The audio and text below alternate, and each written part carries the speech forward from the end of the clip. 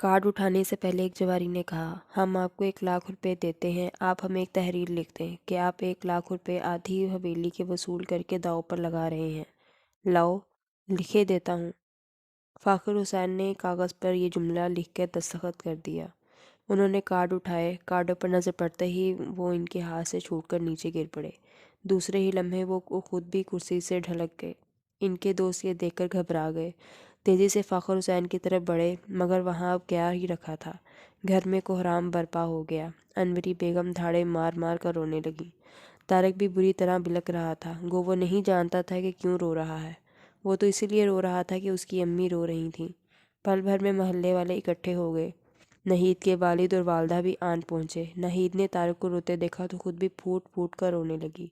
Doctor ने heart failure का case बताया। तारक के वालिद अपने सफ़र आखिरत पर रवाना हो गए।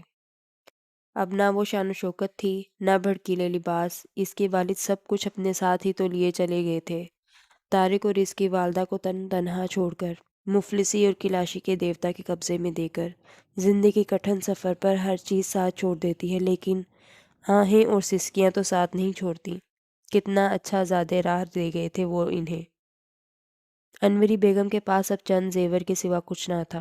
अभी फ़ाखर हुसैन को इस जहाने फ़ानी से रुखसत हुए 3 दिन ही गुजरे थे कि इनके जवारी दोस्त आ धमके। अब तुम यहाँ क्या लेने आए हो? अब तुमने यहाँ छोड़ा ही क्या है? हम ये हवेली खाली कराने आए हैं। क्या मतलब?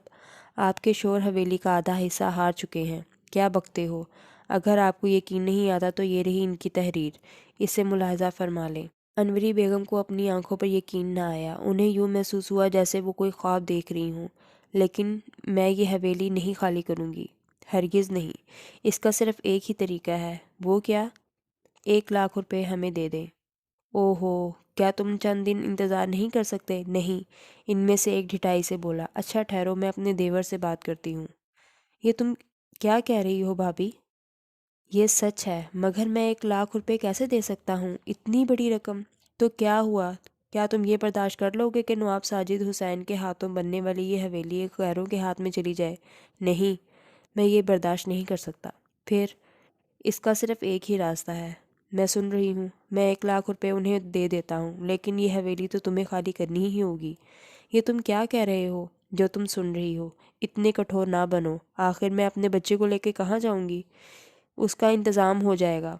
तुम अपने हिस्से के सर्वेंट क्वार्टर में मुंतकिल हो सकती हो, लेकिन मुझे तुम्हारे वहाँ रहने पर कोई एतराज़ नहीं होगा। अच्छा, अगर तुम्हारी खुशी इसी में है तो यही ठीक है। अनवरी बेगम ने सर्वेंट क्वार्टर के दरवाजे पर दस्तक दी।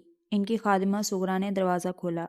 बेगम साहिबा, आपने क्यों तकलीफ़ की? घंटी बजा के मुझे क्यों ना बुला लिया? अब वो दौर गुजर चुका है सुगरा। अब मैं तुम्हारी बेगम साहिबा नहीं रही। ये आप क्या कह रही हैं? मैं तो आपकी अदना खादिमा हूँ।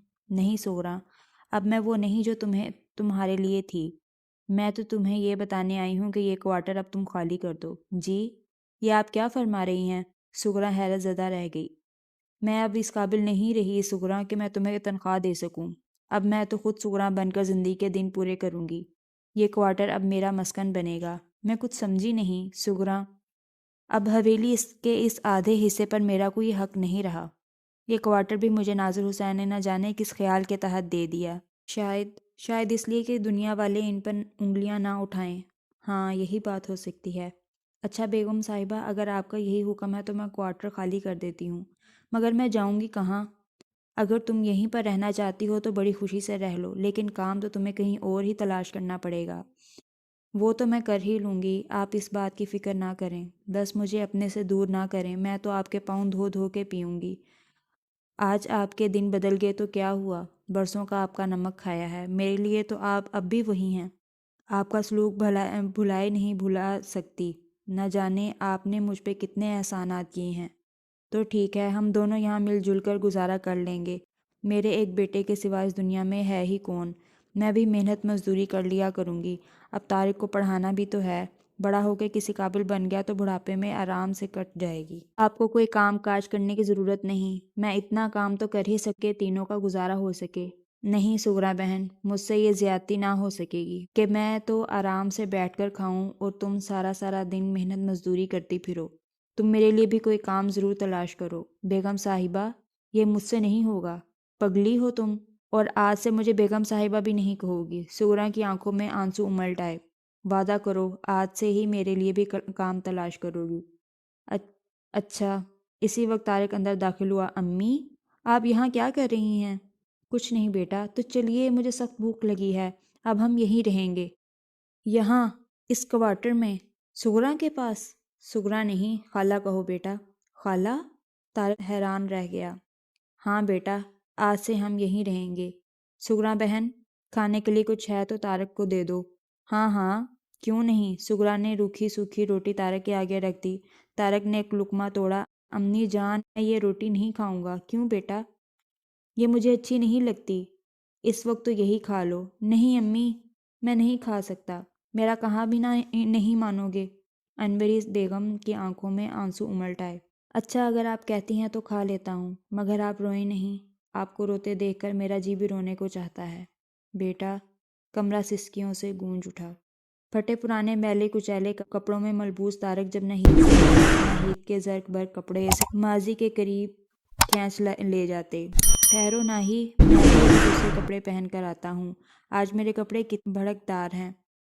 ناہید کے جملے اس کے ذہن میں گونج اٹھتے۔ اس وقت وہ خود بھی تو چھوٹا سا تھا، اسے کیا معلوم تھا کہ اب وہ ناہید جیسے زرق برق کپڑے نہیں پہن سکتا۔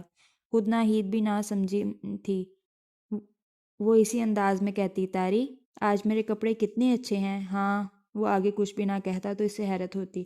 تو پھر تم کیوں نہیں جاتے اور مجھ سے بھی اچھے کپڑے پہن کے آتے؟ نہیں ناہید۔ آخر کیوں؟ اب میرے پاس اچھے کپڑے نہیں ہیں۔ نہیں ہیں تو بنوا لو، وہ معصومیت سے کہتی۔ کہاں سے بنوا لوں؟ ابو تو اللہ میاں کے پاس چلے گئے، وہ مر گئے ہیں نا۔ یہ ابو لوگ مر کیوں جاتے ہیں؟ اچھے اچھے کپڑے بنا کر دینے کے لیے کیوں زندہ نہیں رہتے؟ امی کہتی ہیں اب وہ کبھی نہیں آئیں گے۔ کیوں نہیں آئیں گے؟ کیا اللہ میاں بہت دور رہتے ہیں؟ ہاں بہت دور، آسمان پر۔ لیکن تاری، آسمان تو یہاں سے بہت نزدیک ہے۔ نہیں ناہی، یہ اتنا نزدیک نہیں جتنا نظر آتا ہے۔ اچھا خیر، ابو اگر آسمان سے نہیں آ سکتے تو پھر تم امی سے کیوں نہیں کہتے وہ تمہارے لیے اچھے اچھے کپڑے بنوا دیں؟ ان کے پاس پیسے نہیں ہیں۔ اور ایک دن ناہید کپڑے پہن کر طارق سے کھیلنے کے لیے جانے لگی تو نہ جانے اسے کیا خیال آیا، اس نے نئے کپڑے اتار دیے اور پرانے کپڑے گھر سے نکال لائی۔ باغ میں طارق ایک درخت کے نیچے غمگین بیٹھا تھا۔ سورج کی پھیکی پھیکی دھوپ بھی اس کے غم میں برابر کی شریک لگ رہی تھی۔ کیا سوچ رہے ہو طاری؟ وہ ناہید کی آواز سن کر چونک اٹھا۔ کچھ بھی نہیں۔ ارے یہ آج تم نے کیسے کپڑے پہنے ہیں؟ جیسے تم نے پہن رکھے ہیں۔ میرے پاس تو اچھے کپڑے ہیں ہی نہیں، لیکن تمہارے پاس تو بہت سے کپڑے موجود ہیں۔ پھر تم نے ان میں سے کیوں نہیں پہنے؟ ان کپڑوں میں تو تم بالکل اچھی نہیں لگ رہی۔ کوئی بات نہیں، تم نے بھی تو ایسے ہی کپڑے پہن رکھے ہیں۔ اگر میرے ابو بھی اللہ میاں کے پاس چلے گئے تو اس وقت بھی تو مجھے ایسے ہی کپڑے پہننے پڑیں گے۔ ہاں ٹھیک تو ہے، ناہی تم کتنی اچھی ہو، تم بھی بہت اچھے ہو، آؤ کھیلیں، طارق نے کہا۔ ہاں چلو، ناہید نے کہا، پھر کچھ سوچتے ہوئے بولی، اب ہم کپڑوں کا مقابلہ نہیں کیا کریں گے۔ مقابلہ؟ طارق کے منہ سے حسرت زدہ لہجے میں نکلا۔ ہاں ناہی، تم جانتی ہو اب ہم سغرا کے کوارٹر میں رہتے ہیں۔ سغرا کے کوارٹر میں؟ لیکن کیوں؟ چچا جان کی مرضی۔ کیا ابا جان نے ایسا کہا ہے؟ ہاں۔ مگر کیوں؟ حویلی کا حصہ تو تمہارا ہی ہے نا؟ نہیں، ہمارا نہیں ہے۔ وہ کیوں؟ ابو اسے مرنے سے پہلے دوسروں کے ہاتھوں میں بیچ گئے تھے، ان سے چچا جان نے خرید لیا۔ یہ تو اور بھی اچھی بات ہے۔ اب تو تمہیں خوشی سے اس میں رہنا چاہیے، ناہید خوش ہو کے بولی۔ لیکن چچا جان کا حکم ہے، ہم اس میں نہیں رہ سکتے۔ اوہ، بیچاری سغرا کہاں رہے گی؟ وہ ہمارے ساتھ ہی رہے گی۔ تو آؤ چلو، تمہارا نیا گھر ہی دیکھ لیں۔ چلو۔ ابا جان، ناہید نے کمرے میں داخل ہوتے ہوئے کہا۔ ارے ہماری پیاری بیٹی، کیا بات ہے ناہید؟ ابا جان، آپ نے طاری اور طائی اماں کو حویلی سے کیوں نکال دیا ہے؟ تم ان باتوں کو نہیں سمجھ سکتی بیٹی، ابھی تو تم بچی ہو۔ مگر ابا جان، اگر وہ اس حویلی میں ہی رہتے تو ہمارا کیا نقصان تھا؟ حویلی خالی ہی تو پڑی ہے، تم اپنے ذہن کو ان فضول باتوں میں نہ الجھاؤ۔ نہیں ابا جان، بیچارہ طاری اور اس کی امی بہت غمگین ہے، مجھ سے ان کی اداسی نہیں دیکھی جاتی۔ تو انہیں سغرا کے کوارٹر میں رہتے کیا تکلیف ہے؟ تو پھر ہم بھی کیوں نہ سروٹ کوارٹر میں رہنا شروع کر دیں؟ بری بات ہے ناہید، بری بات۔ بڑوں سے بحث نہیں کرتے۔ ناظر حسین کچھ جھنجھلا سے گئے۔ یوں لگتا تھا جیسے ناہید کی معصومانہ باتیں ان کی برداشت سے باہر ہوں۔ اور کان کھول کے سن لو، تم اب طارق کے ساتھ نہ کھیلا کرو، کچھ پڑھنے لکھنے کی طرف بھی دھیان دیا کرو۔ طارق کے ساتھ پہلے میں پڑھتی ہوں، اس کے بعد ہم کھیلتے ہیں۔ نہیں، اب تم اس کے ساتھ پڑھا بھی نہ کرو۔ کیوں ابا جان؟ آخر کیوں؟ آپ نے پہلے تو کبھی نہیں منع کیا، جب اس کے ابو زندہ تھے میں سارا سارا دن اس کے ساتھ کھیلا کرتی تھی، تو اب کیا ہو گیا؟ اب وہ ہمارے برابر کے نہیں رہے۔ برابر کے نہیں رہے؟ پہلے برابر کے تھے؟ اس کا کیا مطلب ہے ابو؟ تم نہیں سمجھ سکتی، ابھی بچی ہو، تو آپ سمجھا دیجیے گا نا۔ دیکھو بیٹی، اب ہمارے پاس بہت سارے پیسے ہیں، حویلی ہے، ساز و سامان ہے، اچھا کھاتے ہیں، اچھا پہنتے ہیں۔ دوسری طرف طارق اور اس کی امی کے پاس کچھ بھی نہیں ہے، نہ پیسے، نہ گھر، نہ ساز و سامان۔ ان کے پاس پہننے کے لیے اچھے کپڑے بھی تو نہیں۔ تم نئے نئے کپڑے پہن کر اس پھٹے پرانے کپڑوں والے طارق کے ساتھ کھیلتی کہ اچھی لگتی ہو۔ اسی لیے تو میں نے بھی اب پرانے کپڑے پہننا شروع کر دیے ہیں۔ کیا؟ ہاں ابا جان، جب میں طارق کے ساتھ کھیلنے جاتی ہوں تو پرانے کپڑے ہی پہن لیتی ہوں۔ لیکن کیوں؟ تاکہ وہ اداس نہ ہو۔ اب وہ میرے بھڑکدار کپڑے دیکھ کر کچھ اداس سا ہو جاتا ہے، کبھی کبھی تو اس کی آنکھوں میں آنسو بھی آ جاتے ہیں، اور اب یہ مجھ سے نہیں دیکھا جاتا۔